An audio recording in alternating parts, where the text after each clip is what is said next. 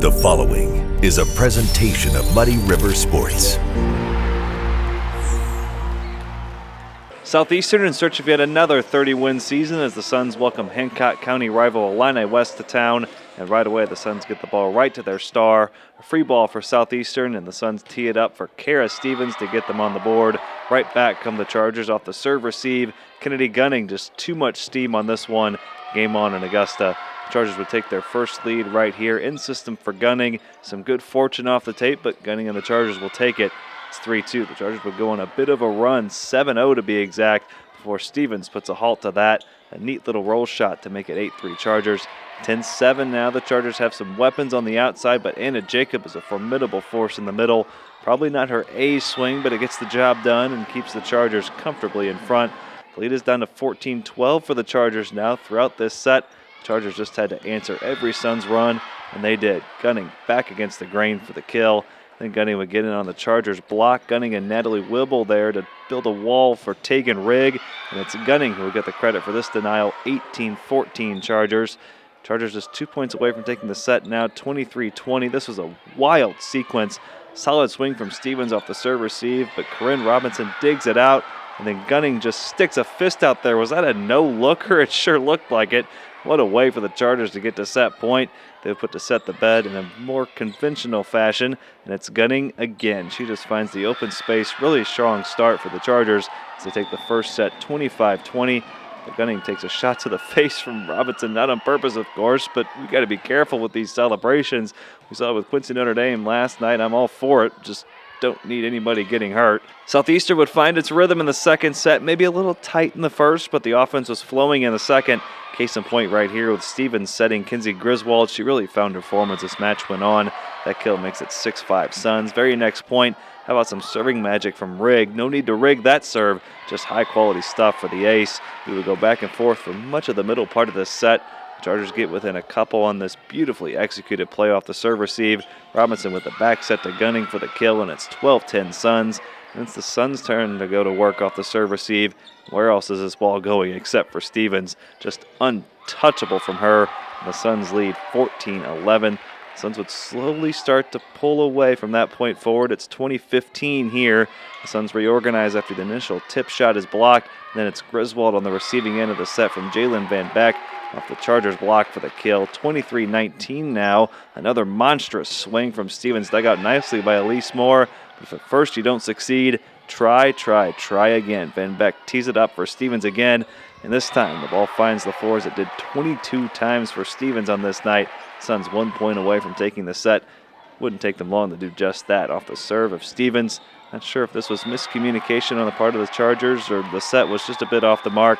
But they failed to get the ball back over, and the Suns force a winner-take-all third set. And it was a highly entertaining one. Stevens gets the Suns off on the right foot with the overpass off of her own swing, but Gunning would respond in kind mere seconds later. Textbook in-system ball, and Gunning keeps her strong run of play going with the kill down the line, and not us at 1. 5-3 Suns. Now I'd like to call this the 2-for-1. Griswold with the serve receive, Stevens with the set right back to Griswold, and Griswold with the swing off the top of the Chargers block. Kinsey and Kara as good of a 1-2 punch as we have in the area. Suns extend their lead. The Chargers wouldn't let the Suns get too far away, though. Jacob will continue to swing it well. Another serve receive chance for Illini West. A sound swing from Jacob to make it 8-6 Suns. And Kara Stevens is on the other side, and she's in the kind of groove she was on this night, though. It's difficult to come back. Stevens helps the Suns sustain order, this time off the set from Adriana Starks. Just poetry in motion, and it's 10-6 Southeastern. On the first point, right out of the subsequent timeout, Stevens may play for the Suns, but this is some serious thunder right here. My goodness. No volleyballs were harmed in the making of this video, I promise. Suns lead by 5. The Chargers would get within 1 multiple times, though, including right here. Man, was Gunning swinging with confidence. She paints the back line, and we're in store for a fun third set. 13-12 Suns. The Chargers would even tie this thing at 14. The Suns would regain the lead right back and add on to it here. Griswold just got stronger and stronger as the game went on. Again, she challenges the Chargers block, and she wins that challenge. Another kill for Kinsey makes it 16-14 Suns. Chargers would stay right there, though, and they would get within a point again off the swing of Gunning. Some net luck here, but enough power on the swing to register the kill. The Suns' lead is trimmed to 19-18. We're still within a point here, 21-20 Suns. Stevens just has such a good feel for the game. She slows it down right here. Great touch with the tip shot. The Suns are 3 points away. Her serve would help the Suns inch even closer. Not many aces in this contest, but a timely one from Stevens to bring the Suns within a couple points of completing the comeback.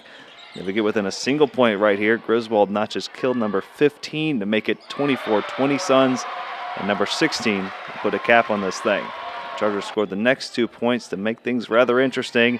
A good serve, but Stevens sets up Griswold, and as destiny would have it, Kinsey delivers the finishing blow, as was manifested in a timeout not long before. Yeah, in the timeout right before that, Mr. Curtis, he told me to have the last hit, so. In that timeout, Kinsey's kind of a funny, dry kid, but I said, hey, senior night, you think we can get you got one more good swing in you, senior? And she's like, yeah, why wouldn't I? So I thought it was pretty cool that they served the ball to Adriana, our other senior, and passed it to Kara, and Kinsey got the last swing. So that was kind of fun. The Suns reached the 30-win plateau for the 4th time in the last 5 seasons. And the only season they didn't reach that mark was in 2023 when they won 29 games.